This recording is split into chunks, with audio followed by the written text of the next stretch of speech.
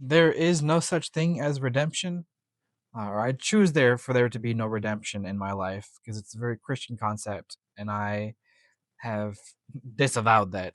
I've gotten rid of that. And what else is there instead? There's the work, the moral and ethical work to keep doing good for yourself and for the community around you, which includes the land, the people, the animals, the concepts. So if we're not aiming for redemption when we've hurt someone, we're aiming for rehabilitation. But what does that mean to you in the practical sense? What does that mean in the day to day? It means that we learn to do better and then we do better. That's at its simplest, that's what it is.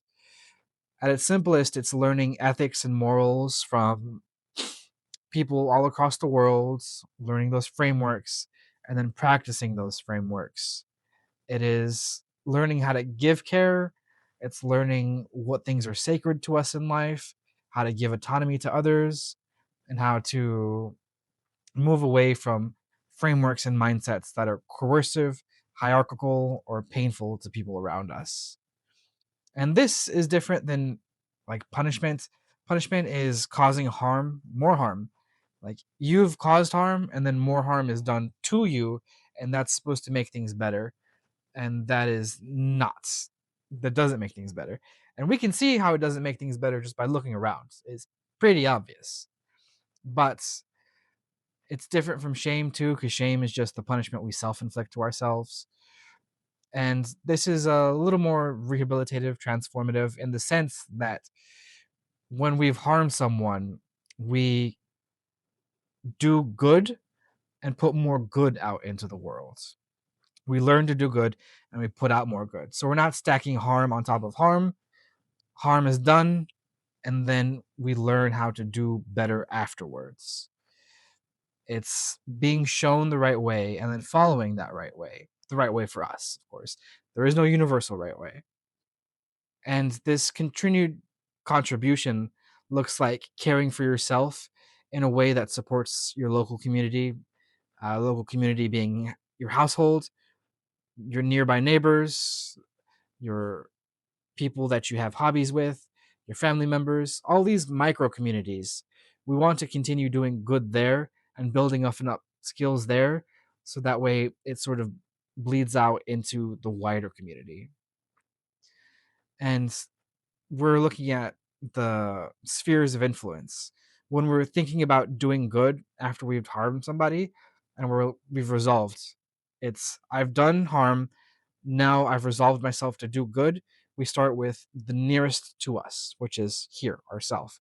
And then your close interpersonal relationships, right, in the household, and then your family, your hobby groups, and it bleeds outwards. So I know it's tempting to have done harm and say, oh, I'm just going to donate to a group that shares qualities to those I've harmed and call that a day. And that doesn't work. You need to start doing material good to the people closest to you, which is you, and then doing good to the people around you. So any sort of self destructiveness is antithetical to the sort of good we're trying to produce. You're just punishing yourself, and then other people have to take care of you, which is causing more harm and draining resources. And you can't go away forever because that's going to drain even more resources. You have to use the skills you were given by the universe or the ancestors or what have you in order to keep doing good. When you've done harm, you owe it to your community for you to get better and for you to do good in your spheres of influence. And that's all. You're you owe them good actions. You owe them ethical, moral actions that help them. And you owe them to get 5% better each day. You're still responsible. Uh, Doing harm doesn't absolve you from responsibility or accountability. It makes you just as accountable as you were before because each action you do is going to cause some harm and some good. And you just have to keep plowing forward and doing the best you can. I guess that's an even simpler way of putting it. After you've done harm, what do you do? The best you can. That sounds almost like a joke. But what does the best you can look like? It looks like reading morals and ethical stuff. It looks like doing care work for the people nearest to you. It looks like taking care of yourself. It looks like drinking enough water. It looks like sleeping. It looks like doing any asking for help from professionals. You're only entitled to doing that work of getting better. You're not entitled to the rewards of getting better. You're not entitled to people's forgiveness, that's for sure. After you've harmed somebody, you're not entitled to any interaction from them. You're only entitled to do the work it takes to make your spheres of influence better. Forgiveness isn't the goal. It is, in my opinion, one of the most useless things out there. Forgiveness from another person. When we forgive ourselves, it's a little different, but even then, I don't like it. I don't like forgiveness. It's in my mind when I've like written letters asking for forgiveness and then pretended to be the other person writing the letter of forgiveness back to me. That's a self-soothing strategy, and it is one of the more benign ones. And if you need it, sure, quick exercise.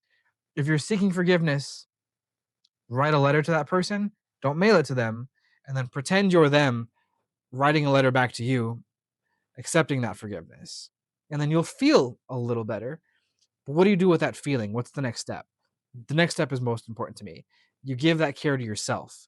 You give that stability and presence to your local community. Those are the next steps.